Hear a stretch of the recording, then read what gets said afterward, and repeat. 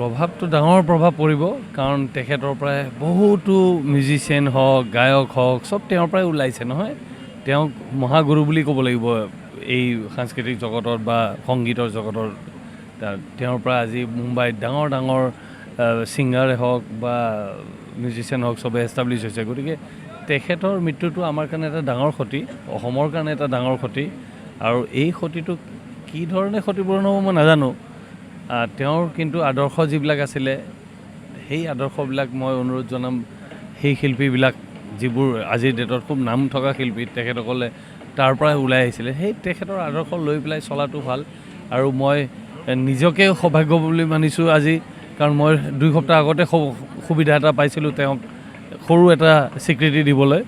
আৰু তেওঁ চাগে সেইটো নহয় তাতকৈ আৰু বহুত বেছি স্বীকৃতি পাব লাগিছিলে যিখিনি তেওঁ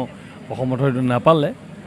যা হওক ওপৰৱালাৰ আগত মই প্ৰাৰ্থনা কৰিম তেওঁৰ আত্মাক যেন শান্তি দিয়ে